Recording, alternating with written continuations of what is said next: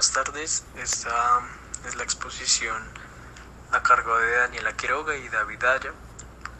Nuestro título es Religiones y construcciones de masculinidades. A continuación vamos a empezar exponiendo el concepto de la religión. Como lo podemos observar en la diapositiva, la respuesta a la pregunta ¿qué es la religión? Va a ser: es un sistema de creencias, costumbres y símbolos establecidos en torno a una idea de la divinidad o de lo sagrado. Las religiones son doctrinas constituidas por un conjunto de principios, creencias y prácticas sobre cuestiones de tipo existencial, que se refiere a lo filosófico, moral y espiritual. Para ahondar un poco en el concepto o dar una aproximación a este concepto de religión, el término religión proviene del latín religio, que sí será un derivado del verbo relegere, releer, que hace referencia a un conjunto de ceremonias y actos sagrados cuyo éxito depende de la exactitud con que se realicen. Como fenómeno social, la religión no es algo que el individuo herede genéticamente, sino que es transmitida y enseñada a través de la cultura. La religión cumple una función socializadora y por tanto ha de ser enseñada, o de lo contrario no va a haber religión. En este sentido es cierto que hasta el momento no se conoce que hayan existido sociedades sin creencias o sin instituciones religiosas, pero también han existido personas escépticas que no han querido o no han podido creer, que como lo pueden ser los ateos, los agnósticos, etc. Para ir concluyendo este primer punto del concepto de religión, podemos decir también que las religiones abundan en un número incluso mayor que de lenguas conocidas. Hay un sinnúmero de religiones alrededor del mundo y son tantas que es difícil caracterizar de un modo general en qué consiste la religión y el acto de ser religioso. Por este modo podemos recuperar el concepto también del cristianismo, que es una de las religiones más fuertes y podemos decir que ha penetrado de tal forma en las raíces de la cultura occidental que es muy complicado precisar un concepto puntual de lo que es religión, pero podemos saber que cuando estamos hablando de religión vamos a traer conceptos a la memoria, como lo pueden ser la Biblia, los dogmas, las creencias, las iglesias también y las divinidades. En este sentido, pues ese sería el marco como del contexto de la religión. Pasando a la siguiente diapositiva, respecto de la masculinidad, podemos decir que la masculinidad se define como el conjunto de atributos, valores, comportamientos y conductas que son característicos del hombre en una sociedad determinada, en una sociedad que estemos teniendo en cuenta. Actualmente se cuestiona la presencia de un hombre universal, ya que actuar como hombre varía de acuerdo con el contexto histórico, social, cultural, político, etc. De este modo, reconociendo que cada persona aprende de manera distinta a ser hombre o a ser mujer, es válido afirmar que existen muchas formas de ser hombre, de ser masculino, ya que en las diferentes culturas se encuentran presentes diferentes mecanismos, diferentes códigos que cada uno de nosotros aprende y que van a ser el soporte y la explicación al comportamiento, al patrón de conducta de cada hombre, de cada sociedad, de cada cultura. Ahora bien, factores como la raza, la orientación sexual, la condición o también la clase social, hasta la pertenencia a algunos grupos, son factores de diferenciación masculina. Estos son los puntos en los que podemos darnos cuenta los tipos de masculinidad y encontrar diferencias en ello. Debido a que el concepto de lo masculino deriva de una construcción social, este concepto es una construcción social, como lo hemos visto alrededor de las clases, diferentes conceptos lógicos, económicos e incluso jurídicos de cada sociedad. Es muy diferente en la manera en cómo se aplica en cada sociedad y en cada época de la historia también va a ser diferente. De esta manera continuamos con los tipos de masculinidad, con mi compañera Daniela. Los tipos de masculinidad. Existen diferentes tipos de masculinidad, dentro de los cuales podemos encontrar la hegemónica, la subordinada, la alterna, el machismo y el micromachismo. En la hegemónica, el hombre es independiente, es autónomo, tiene control sobre sus emociones, es capaz de afrontar muchas cosas sin que sea como afectado el ego, y tienden a ser proveedores como a nivel familiar de lo que es los valores, a nivel económico. Existen los subordinados. En esta hay ausencia de rasgos de masculinidad, entonces pueden empezar a mostrar debilidad, puede que les falte el control a nivel emocional, no se sienten muy identificados con la masculinidad hegemónica, no se sienten como con ese poder que presenta la hegemónica. Encontramos las alternas, que al ver la hegemónica y la subordinada deciden empezar a tomar como las cosas buenas de la una y las cosas buenas de la otra. Entonces empieza a analizar bajo diferentes contextos y toma las decisiones según un criterio que se tenga previamente. Existe el respeto a las preferencias sexuales. Encontramos el machismo, que empieza a basar su estereotipo en la supremacía masculina, en que prima el hombre sobre la mujer y tiene que ser lo que se diga. Se pueden ver ese tipo de masculinidades imponiendo como sobre otras personas, sobre otros seres, en cuanto a su forma de vestir, en cuanto a su forma de hablar. Y también encontramos el micromachismo, que no son tan violentos como se puede presentar en el machismo, pero al igual presentan manipulación sobre otros géneros, no de la misma forma ni de la misma magnitud, pero sí lo hacen de cierta forma que pueda ser moralmente aceptado por la sociedad como para que no queden tan mal. Bueno, vamos a empezar a ver cómo aparece la masculinidad en diferentes tipos de religiones. Entonces encontramos en la Pentecostés, y en ellos abandonan el éxtasis hedónico y lo que hacen es vivir con su masculinidad en la etapa dejan la etapa de desesperación para vivir en calma con su familia, como que se abstienen pasionalmente. Ellos dejan la etapa mundana, deciden entregarse a su familia, a lo que dice Dios.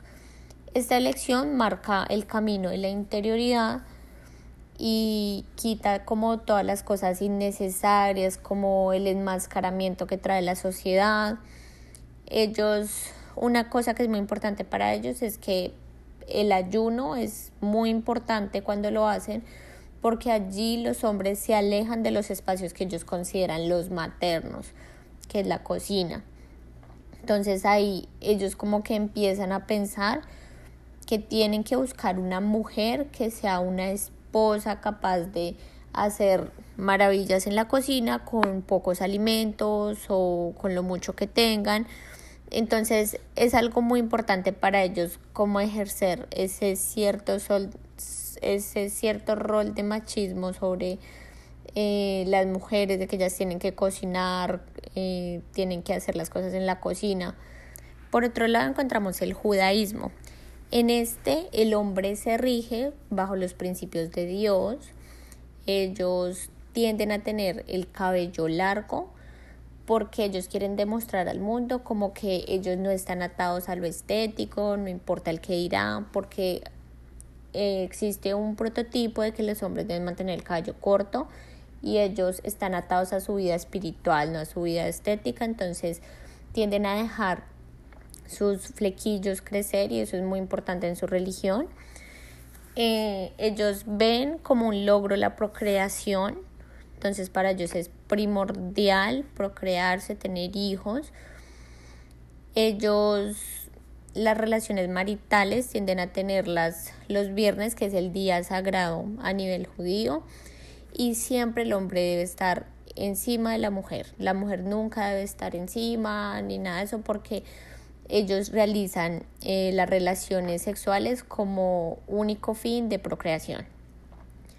A nivel de la homosexualidad, se presenta que en esta religión se condena mucho esto, porque dicen y leen en Levítico 20 que si un hombre se acuesta con un hombre como se acuesta con una mujer, ambos han cometido una abominación. Entonces es algo que un hombre así tenga preferencias sexuales diferentes y no pueda expresar su masculinidad como ellos desean, van a ser condenados por su religión. Entonces es como un tabú que se maneja ahí. La religión del hinduismo, la masculinidad del hombre se ve porque se rige en 4 fases. Entonces la primera es el aprendizaje del Dharma, y es donde él empieza a aprender todo lo que va a necesitar en su vida para poder sobrevivir, todo lo necesario. La segunda fase se nota en la fase en la que él decide formar una familia, empieza a trabajar para adquirir su poder, sus riquezas, para procrear. Entonces básicamente es un hombre que se dedica a su casa, se dedica a criar a sus hijos, a trabajar para su familia. En el tercero, que es la etapa en la que básicamente ellos como que, por decirlo así, huyen a los bosques, y es cuando deciden abandonar el mundo, abandonar todas sus preocupaciones, como empezar a estar en calma, y todos los negocios y todo lo que crearon en la segunda etapa se los dejan a sus hijos. La cuarta etapa es cuando ellos deciden renunciar absolutamente a todas las obligaciones mundanas, a sus familias, a sus pasiones, a sus deseos. Y por último ellos empiezan a entrar como en esa búsqueda de sí mismos, en la religión, de su total espiritualidad. Así es como desempeña un hombre el rol en el hinduismo. En el Islam podemos ver cómo el hombre cumple el rol de mantener a su familia, de tener el orden en el hogar, de ser quien toma las últimas decisiones. Lo que se va a hacer en la casa lo dice el hombre, y todos deben regirse bajo lo que dice el hombre. Entonces, en este orden de ideas, el hombre tiene que desarrollar una masculinidad de tipo hegemónica, donde él tiene que ser el fuerte, el que toma las decisiones, el que impone todo.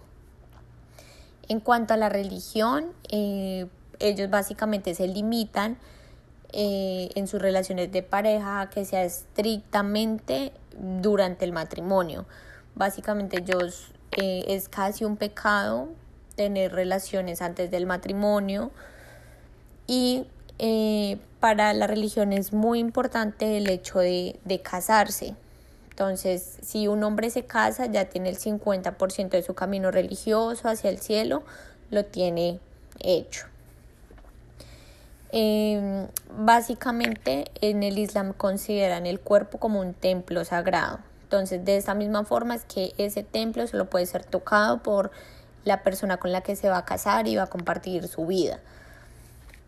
Por lo tanto, no se permite el contacto entre hombres y mujeres, a no ser de que sean familiares, porque la religión es muy clara, que hombre con hombre, mujer con mujer. Por eso es como muy común ver grupos de mujeres y grupos de hombres aparte, no estarse mezclando, porque eso no está bien visto. La religión le ofrece cierto poder a las mujeres, y ahí es donde la masculinidad del hombre como que se ve amenazada, pero solo si son sus mamás, porque ellas fueron quienes los trajeron al mundo. Entonces es como el único poder que tienen, pero ninguna esposa tiene poder sobre su marido. Ahora bien, continuamos en la diapositiva número 9, en el cristianismo. ¿Cómo se entiende el concepto de la masculinidad en el contexto del cristianismo, de la religión cristiana? Entonces aquí, como lo podemos ver en la diapositiva, encontramos una pregunta, la cual es: ¿propuso Jesús un modelo de masculinidad? La respuesta es que sí, se podría decir que sí. Pues en esta religión se va a ver a Jesús como el hombre perfecto, el modelo a seguir, teniendo en cuenta los valores que se rige dentro de esto, y el concepto de lo que es Jesús para el cristianismo y también para la religión como tal. Jesús va a ser el hombre perfecto por muchas razones, como se puede leer en la Biblia o se conocen las historias. Jesús es el concepto del sacrificio, es el hijo amado, es la persona que no fue tentada, que intentó ser tentada 3 veces y en ninguna de ellas cayó, no cayó en tentación. Siempre dio ejemplo, fue una persona milagrosa, entre otras cosas. Por estas causas es que se considera que Jesús es el modelo a seguir, y el modelo a seguir pues de cada hombre en sus hogares como padre, esposo e hijo. Ahora bien, algunos de los conceptos más importantes del modelo a seguir que encontramos va a ser que debe ser un hombre fiel y dedicado a su familia, pues fue el ejemplo que él dio. Él no fue un hombre mujeriego, no se puede encontrar esto en la Biblia, y tenía una gran pasión y un amor por su familia. En segundo lugar, ser un hombre de oración que guía sus acciones según la palabra de Dios. Debe ser creyente, no dudar ni un segundo de Dios y transmitir su palabra a su familia, ser el bastón de su familia, es lo que se está queriendo referir acá. Y que fue una persona, un hombre de oración, como nos podemos dar cuenta en las pruebas que él tuvo cuando intentó ser tentado. Según la Biblia, lo que le sacó a él de estas pruebas, de estas tentaciones, fue el poder de la oración, de la comunicación con su Padre Dios. Siguiente, prójimo, ser un hombre con valores, el amor al prójimo es uno de los 10 mandamientos. Entonces pues también deja un legado en la masculinidad. También está veneración del cuerpo masculino. En la Biblia el cristianismo también enseña que el cuerpo es el templo del Espíritu Santo. Por esto Jesús también va a enseñarnos en la masculinidad de que el cuerpo es algo sagrado y por esto es el templo del Espíritu Santo y hay que cuidarlo también. Por último, vamos a encontrar que el padre debe ser un ejemplo para su familia y hacerse cargo del hogar. Este es como el resumen de lo que hemos venido diciendo en estos conceptos, en estas ideas. Continuamos con la siguiente diapositiva, con el budismo. La masculinidad en el budismo se va a concebir de la siguiente manera. Los destinados a hombres tienen relación con los temas filosóficos más elevados. ¿Cuáles son estos temas? Vamos a encontrar la iluminación, la perfección de la sabiduría, o la reflexión filosófica sobre un tema de actualidad, como lo puede ser el debate filosófico que encontramos en cualquier contexto de estos temas filosóficos del qué es la realidad. Se encuentran muchos conceptos, muchas diferencias en los autores, todos concebimos la realidad de una manera diferente. Siguiente, podemos decir que todas aquellas prácticas sexuales que hayan sido consensuadas y aceptadas por los hombres nunca pueden ser consideradas como negativas en ninguno de sus aspectos, como lo pueden ser la homosexualidad o la prostitución. El sexo en este sentido va a ser valorado como una función necesaria en el ser humano, en este caso en el hombre, para mantener el equilibrio entre el cuerpo y la mente. Es algo que esta religión encuentra como necesario e importante. Hay una excepción y es, salvo en el caso de los monjes, el sexo en el budismo desarrolla el camino de evitar los extremos de la adicción o la represión. Por último, en este punto, recordamos que se permitió la existencia de monjes homosexuales, con la excepción de lo que ellos denominaban o denominan pandakas. Estos son los considerados eunucos o hermafroditas, es decir, hace referencia a aquellos que no tienen testículos. Continuamos con algunas posturas que el budismo tiene acerca de la sexualidad en el contexto de la masculinidad, que es lo que estamos estudiando. Entonces vamos a encontrar que Buda promueve 3 estados del hombre. El primero, la vida de estudiante; el segundo, el casamiento; y el tercero, la renuncia. solo en esta última hay prohibiciones. Entonces vamos a encontrar las determinaciones a los siguientes conceptos. Número 1, las relaciones prematrimoniales van a ser permitidas. Número 2, el matrimonio no es una obligación.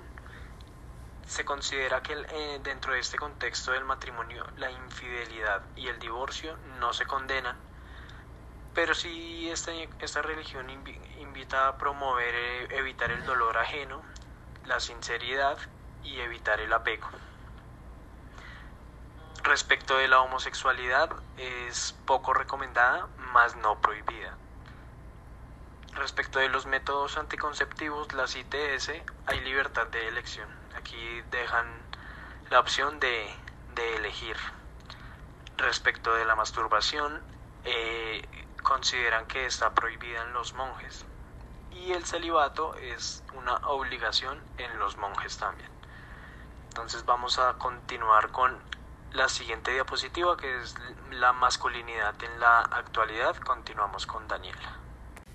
Bueno, la masculinidad en la actualidad, los hombres presentan las siguientes características, y es que ellos no les importa mostrar su sensibilidad, su inteligencia, su capacidad de análisis, la visión que tienen ya es como más abierto el que se expresen, aprecian cada faceta de la vida, cuando están jóvenes, cuando quieren ser papás. No es solamente la decisión de procrear, hay hombres que aún así tienen su masculinidad y deciden no tener hijos. Eso se han dado cuenta que no define su masculinidad. Se manifiestan sin miedo al que dirán. Ahora es muy común que los hombres se arreglen las cejas, se pinten las uñas, y aún así eso no impide que sigan siendo hombres, que tengan su masculinidad completa, porque entendieron que lo estético no tiene que ver con la masculinidad que ellos presentan. Entonces eso es como las características que se presentan ahora en la actualidad en la masculinidad. Ahora vamos a presentar una pequeña entrevista que le hicimos a una integrante del Islam. Primera pregunta: ¿qué rol u obligaciones debe cumplir el hombre en esta religión? Tener la familia es really super important.